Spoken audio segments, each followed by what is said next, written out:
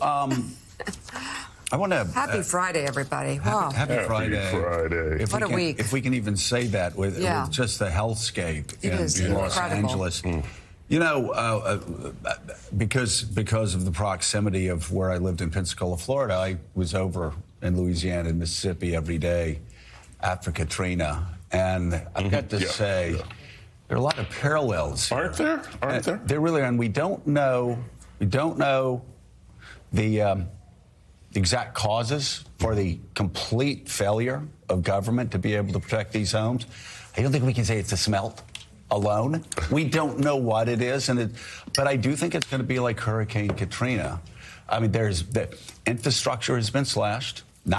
You can't just say it's Karen Bass, and you can't just say it's Gavin Newsom. This has been a trend for 30 years. Yeah. Infrastructure has been slashed across America, and you do have climate change, so you have wildfires sweeping into urban areas. They're kind of like fighting the last war.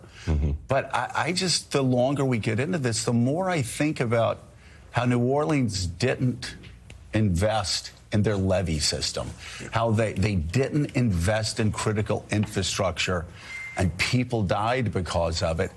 And it's just, it's hard to hear people say in one of the richest cities in the world that, we don't have enough water to protect people's homes. Yeah, well, you know, the system is designed to fight a big fire. It's just not designed to fight what happened, which is not entirely, you know, expectable, right? I mean, because of climate change and because of the way the weather patterns have gone the last couple of years.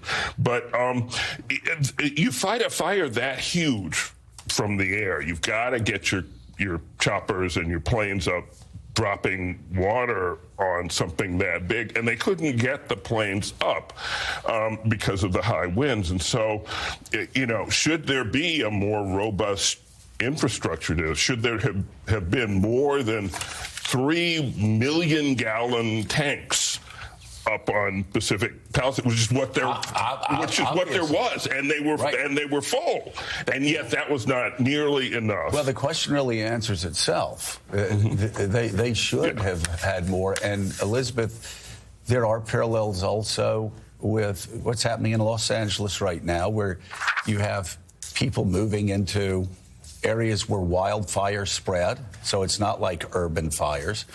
And so as homes, communities, buildings move into these areas that are going to have historically been swept by wildfires, it reminds me of what's happening in Florida with hurricanes, where insurance companies are just starting to say, we can't insure your homes anymore because they're in flood zones. It does seem like climate change has really become a huge factor in all of this. I mean, it's been happening in other parts of the world. We've been doing stories for years about islands disappearing, you know, and you know, I remember editing a story years ago also about Miami being underwater, even at low tide. And it's just become now much more of a catastrophe, and much more of a catastrophe in the United States. I mean, I also think in Los Angeles, it's not quite a failure of imagination, but I don't think anyone ever imagined there'd be these kind of wildfires in such an urban area. It was always in the, you know, in the far reaches of California. Right.